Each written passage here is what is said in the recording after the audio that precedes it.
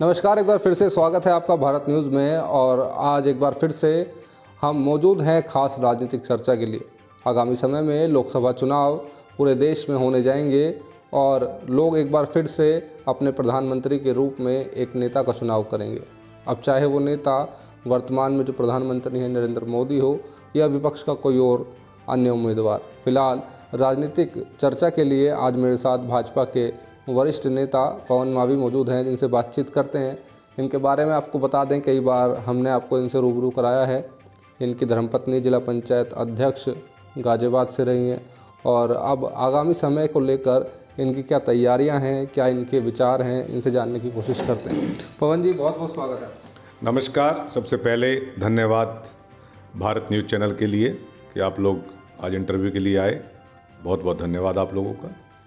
Sir, सबसे पहले मैं जानना चाहूँगा, जिस तरह से अब लोकसभा चुनाव करीब आने जा रहे हैं, तो क्या लगता है, क्या मोदी मैजिक एक बार फिर से चल पाएगा? देखिए, भारत देश के अंदर माननीय प्रधानमंत्री जी ने जो काम और विकास के काम जो देश के अंदर किए हैं, प्रत्येक राज्य के अंदर, और उन्होंने इस राजनीति को इस तरह से देश की को बदला है कि दूसरे दल भी उनसे सीखने की कोशिश कर रहे हैं। रही बात कि मोदी जी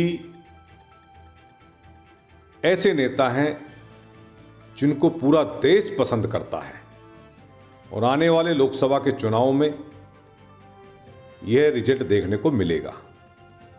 अच्छा, किस तरह से मिलेगा, क्या लगता है भाई? हालांकि आपकी जो सरकार है वो 2014 से लगातार बनी हुई है केंद्र में, लेकिन अब की बार विपक्ष काफ़ी मजबूत है। खासकर इंडिया गठबंधन जो नाम दिया है, काफ़ी कुछ लेकर आ रहे हैं, ऐसा उनका कहना है कि राहुल गांधी, अखिलेश यादव, अरविंद केजरीवाल, जयंत चौधरी, तमाम जो विपक्ष के नेता हैं। क्या लगता है, कितना असर डालते हैं? देखिए, ये चीज़ें मीडिया के माध्यम से पूरा देश देख रहा था कि अभी जब 5 राज्यों के चुनाव हुए और सब लोग बड़ी चर्चा कर रहे थे और ये कह रहे थे लोग कि भाई मध्य प्रदेश में सरकार बीजेपी की जा रही है, राजस्थान में भी नहीं आ रहे हैं, छत्तीसगढ़ में भी नहीं आ रहे हैं। लेकिन मोदी जी की गारंटी ने,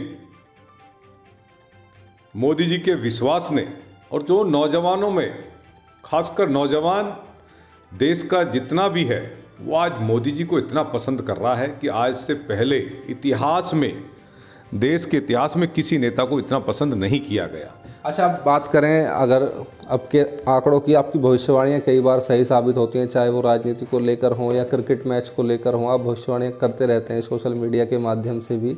तो क्या लगता है, इस बार कितनी सीटें आएंगी भाजपा की? देखिए,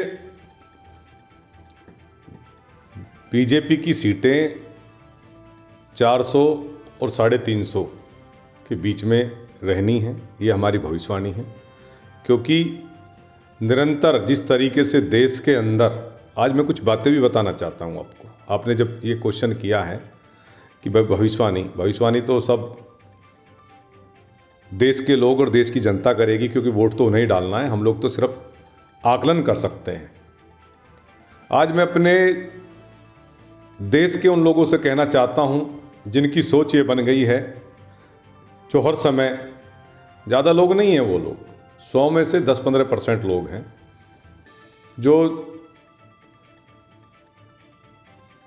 दूसरे दल की बात करते हैं, विपक्ष की बात करते हैं। मैं उनको जवाब देना चाहता हूं, खासकर भारत देश की जनता के लिए मेरा ये मैसेज है और भारत न्यूज़ के चैनल के रिपोर्टर से कहना चाहता हूं, इस मेरी मैसेज को आपको पहुंचाना है। यह मैसेज ये है मेरा कि जो आज के समय में मोदी जी सरकार का राज चल रहा है, भगवान राम के राज के समय से, जिन लोगों ने रामायण पढ़ी हो, उसके समय से कोई भी कम नहीं है। भगवान राम ने 14 वर्ष का वनवास काटा, उसके बाद उन्होंने राजपाट की जिम्मेदारियां ली। राजपाट में उनके में कोई भी परेशान दुखी नहीं रहा। विरोधी तो उस समय भी थे, बात इधर उधर की बनाते थे, लेकिन जो राजपाट का समय भगवान राम ने चलाया। मैं उन्हीं से तुलना करता हूं माननीय प्रधानमंत्री जी की, कि उनके ही अंश में से साक्षात जिन पर प्रभु भगवान भोलेनाथ की शक्ति होती है, उन्हीं के रूप लेकर धरती पर पैदा होते हैं वो लोग। और विशेष शक्ति और आशीर्वाद देश का राजा जब बनता है, जब प्रभु और भगवान भोलेनाथ का आशीर्वाद उन पर होता है। तो इसी तरीके से भगवान राम के राज की तरह मोदी जी का राज भी आज चल रहा है, कहीं कोई परेशानी नहीं है। इस देश के, भारत देश को मैं भी देख रहा हूं बदलते हुए। जो क्राइम हुआ करता था, उस क्राइम को खत्म किया है, निरंतर विकास की तरफ दौड़ रहा है। आज अमेरिका, फ्रांस, रूस, चीन, सब देशों की नजर भारत पर क्यों है? यह चर्चा आज से पहले तो भारत के देश के ऊपर नहीं हुआ करती थी, कांग्रेस के समय तो नहीं हुआ करती थी। मैं कहना चाहता हूं अपने लोगों से और खासकर युवाओं से, महिलाओं से, कि जो राज आज माननीय प्रधानमंत्री नरेंद्र मोदी जी का चल रहा है, हम सौभाग्य है, हम लोगों का ये सौभाग्य है, धन्यवाद है इस बात का आप सबके लिए कि प्रभु ने हमें ऐसे समय में, जब प्रभु भगवान राम का मंदिर बन रहा हो और हम अपनी आंखों से देख रहे हो, इससे बड़ा चमत्कार और आशीर्वाद हमारे लिए नहीं हो सकता। काशी विश्वनाथ का मंदिर का कॉरिडोर का काम होना क्या कम है? और अब मथुरा की बारी, उधर कश्मीर से जिसने सोचा भी नहीं था, जो लोग आज बात बनाते हैं कि इतना काम कश्मीर में हो सकता था, यह काम कोई और सरकार नहीं कर सकती थी। कांग्रेस भी रही थी, उससे पहले बहुत लोग रहे, लेकिन जो भारतीय जनता पार्टी की सरकार, नरेंद्र मोदी जी की सरकार ने काम किए हैं, इस देश में वो काम कभी नहीं हो सकते। इतिहास बना है। और मैं तो कह रहा हूं, लोग कहते हैं 30 साल, 40 साल, 100 साल भी भाजपा की सरकार और बीजेपी के कार्यकर्ताओं की मेहनत और बीजेपी के सोच रखने वाले लोग इस देश में धीरे धीरे इस तरह की सोच बन रही है। और देश को आगे बढ़ाने के लिए नौजवानों ने इस पर वर्क किया है। 400 सीट भारतीय जनता पार्टी की आएंगी। सब लोग मोदी जी को अपने मन में, दिल में बसाए बैठे हैं। मोदी जी नहीं हैं, वो हमारे हीरो हैं। अच्छा, आपने जिस तरह से अभी कहा कि भगवान राम के अंश हैं, और आपने मंदिरों की बात की, चाहे वो काशी विश्वनाथ हो या अयोध्या का राम मंदिर हो, मथुरा की भी बात की, और जो विपक्ष का लोग हैं वो भी ये कहते हैं कि बीजेपी के जो लोग हैं वो जाति धर्म के नाम पर, मंदिर मस्जिद के नाम पर लोगों को बांटने का काम करते हैं। क्या आपको नहीं लगता कि इस तरह की जो बातें हैं वो कहीं ना कहीं विपक्ष को मौका देती हैं कि वो सही कह रहा है? देखिए, विपक्ष के लोग भूल जाते हैं बार बार। मैं उनको याद दिलाना चाहता हूँ, सनातन धर्मियों का ये देश है, हिंदू राष्ट्र इस देश को बोला जाता है। तो यहाँ अपने धर्म की बात नहीं करेंगे हम अपने देश में, तो हम लोग चीन में करेंगे जाकर, हम पाकिस्तान में करेंगे। और ये अच्छी बात है। ये ताकत इस देश की जनवाने की और विश्व शक्ति बनाने की ये माननीय नरेंद्र मोदी जी की ही ताकत है कि उनने अपने इस तरीके के डिसीजन लिए हैं जिससे देश के लिए आगे तरक्की और विकास के रास्ते खुलें और देश एक विश्व गुरु की तरफ बनने की तरफ जाएं। अच्छा, चलिए, ये तो बात हुई नेशनल पॉलिटिक्स की। अब बात करें अगर अपने प्रदेश की, अपने ज़िले की, तो क्या लगता है पश्चिमी उत्तर प्रदेश की अगर मैं बात करूं तो यहाँ जैसे आसपास की बागपत है, गाज़ियाबाद जिस जनपद के हम लोग निवासी हैं, गाज़ियाबाद है, बागपत है और मेरठ है, और तमाम जो आसपास के ज़िले हैं, क्या लगता है कि इनमें अब की बार क्या होने जा रहा है?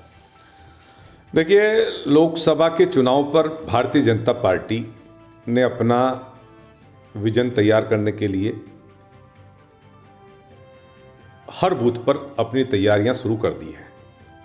और ये अच्छी बात है। हमारे लोग भारतीय जनता पार्टी के माननीय प्रदेश अध्यक्ष भूपेंद्र चौधरी जी के नेतृत्व में और क्षेत्रीय अध्यक्ष हमारे पश्चिम की सीटों को लेकर, खैर पूरे उत्तर प्रदेश की बात कर रहे हैं हम, उनके नेतृत्व में यहाँ कार्यकर्ता हर बूथ पर काम कर रहा है। और हम लोग, ये हमें दिख रहा है, और पूरे उत्तर प्रदेश के हर कार्यकर्ता को और उत्तर प्रदेश के हमारी देवतुल्य जनता हमें लग रहा है कि हम लोग माननीय अपने प्रदेश अध्यक्ष भूपेंद्र चौधरी जी के नेतृत्व में 80 में से 80 सीट जीतकर एक इतिहास बनाएंगे और ये इतिहास बनने जा रहा है उत्तर प्रदेश में। अच्छा, कुछ महीनों पहले मोदी जी वसुंधरा आए थे तो तब लक्ष्मी मावी जो कि आपकी धर्मपत्नी है, उन्होंने भी काफ़ी योगदान उस कार्यक्रम में दिया था। तो कहीं ऐसा तो नहीं है कि उनकी भी कुछ तैयारी हो कहीं लोकसभा को लेकर? देखिए, लक्ष्मी मावी निवर्तमान जिला पंचायत अध्यक्ष गाजियाबाद की रही हैं और उन्होंने लोनी के अपने क्षेत्र में इतना विकास कार्य किया है कि आज भी जितना वहाँ हमारे जितने भी प्रत्येक गांव हैं, कोई भी लोनी देहात का गांव है, इतने काम कम समय में उनको समय मिला 2.5 साल का। 2.5 साल के समय में 1.5 साल कोरोना में चला गया, मेन उनको 1 साल मिला और 1 साल के कामों में उन्होंने वो इतिहास बनाया कि आज लोनी के क्षेत्र के लोग ये सब कहते हैं कि हाँ भाई, अगर काम हुआ है तो निवर्तमान जिला पंचायत अध्यक्ष लक्ष्मी मावी के कार्यकाल में हुआ है। कुछ काम है, बहुत सारे काम हमें करने थे, समय कम होने की वजह से वो काम छूट गए। हम माफ़ी चाहते हैं अपने क्षेत्र के लोगों से कि हम वो काम नहीं कर पाए आपके बीच में, पर वादा करते हैं कि जो काम हमसे छूटे हैं और कुछ जो हमारे विजन था काम करने का, विकास करने का लोनी के क्षेत्र में, उसको हम लेकर आपके बीच में फिर आएंगे और बहुत ऐसे काम हम कराएंगे जो काम हमारे लोनी के क्षेत्र में छूट गए थे। अब उसी पर आपने कहा, पश्चिमी उत्तर प्रदेश में बहुत बाहुल्य संख्या हमारे जाट समाज की, गुर्जर समाज की और 36 बिरादरी भी हैं, सब हैं, ब्राह्मण समाज, उसमें राजपूत समाज, हमारा जाटो समाज, सब हैं। लेकिन सबकी भागीदारियों को देखते हुए संगठन ये तय करेगा कि भाई किसको लड़ाया जाएगा, किसको नहीं। ये तो सब हाईकमान और संगठन तय करेगा।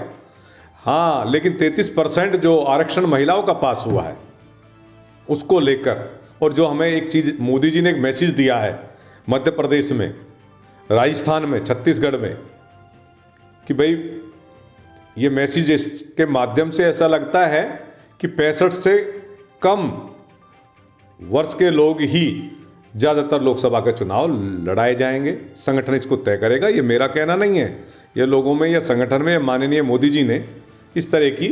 और एक चीज़ और निकल कर आ रही है कि उत्तर प्रदेश में बहुत सारी ऐसी सीटें हैं जो बदली जाएंगी और उन पर जो मेहनती कार्यकर्ता हैं, जिस तरह से आपने देखा कार्यकर्ताओं को मानने, उनको मालूम भी नहीं था, राजस्थान के मुख्यमंत्री को ये मालूम ही नहीं था कि आप रात को सोते हैं, सुबह उन्हें पता ही नहीं था कि आपको मुख्यमंत्री बनाया जा रहा है। मध्य प्रदेश के मुख्यमंत्री को नहीं पता, छत्तीसगढ़ के मुख्यमंत्री को नहीं पता। ऐसे ही जो कार्यकर्ता मेहनत कर रहा है पार्टी के लिए दिन रात, उसको संगठन देखेगा और पता नहीं किसको संगठन कहां पर किस जगह चुनाव लड़ा दे। ये पहला ऐसा संगठन है भारतीय जनता पार्टी का, प्रत्येक कार्यकर्ता उनका अगर काम कर रहा है तो उसको जिम्मेदारी देने का काम संगठन करता है। अच्छा, मेरठ में आपकी पार्टी का कोई कार्यालय है? कौन सा कार्यालय है? हमारे क्षेत्रीय यहाँ जो कार्यालय है भारतीय जनता पार्टी का, वो मेरठ में है और मेरठ पर मेहनत चल रही है लोकसभा के चुनाव को लेकर। अगर देखते हैं क्या है, चारों तरफ पश्चिम में चल रही है, अब किसको कहाँ का पार्टी जिम्मेदारी देगी, उसको लड़ाने के लिए हम लोग तैयार हैं। अच्छा, लक्ष्मी मावी जी, मेरे को कई बार कहीं से सूचना मिली कि आजकल मेरठ के जो आसपास बहुत घूम रही हैं। देखिए, मेरठ पर इसलिए घूम रही हैं कि भाई मेहनत कर रही हैं और भविष्य में पार्टी ने उन पर आशीर्वाद दिया तो लोकसभा महिला कोटे की वजह से मेरठ पर लड़ सकती हैं। अगर ऐसा पार्टी करती हैं, उन पर आशीर्वाद देती हैं भारतीय जनता पार्टी हाईकमान, माननीय प्रदेश अध्यक्ष जी, तो रिकॉर्ड मतों से लक्ष्मी मावी चुनाव मेरठ की लोकसभा पर जीत कर आएंगी, क्योंकि पिछली बार बहुत कम अंतर रहा था और वहाँ के लोग पसंद भी करते हैं और आजकल उनका वहाँ आना जाना सुख दुख में शुरू हो गया है और हम लोग लगातार मेहनत भी कर रहे हैं। अब पार्टी का जो निर्णय होगा उस पर काम किया जाएगा और सब लोग मेहनत के साथ वहाँ वर्क किया जा रहा है।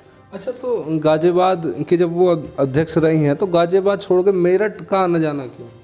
देखिए, वो चीज़ें तय करेगी पार्टी कि किसको कहाँ लड़ाना है।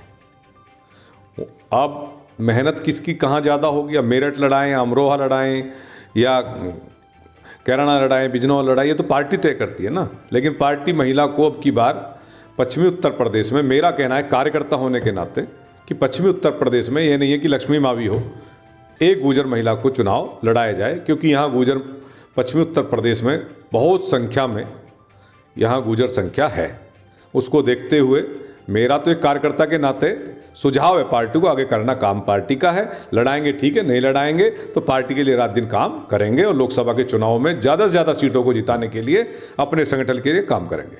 चलिए, जो पवन मावी जी थे वो इशारों में ये कह रहे हैं कि लक्ष्मी मावी जो है वो इस बार मेरठ से अपनी किस्मत आजमा सकती हैं। अब ये किस्मत आजमाएंगे या नहीं, ये तो इनका नसीब और इनकी पार्टी तय करेगी। फिलहाल आप देखते रहिए भारत न्यूज़।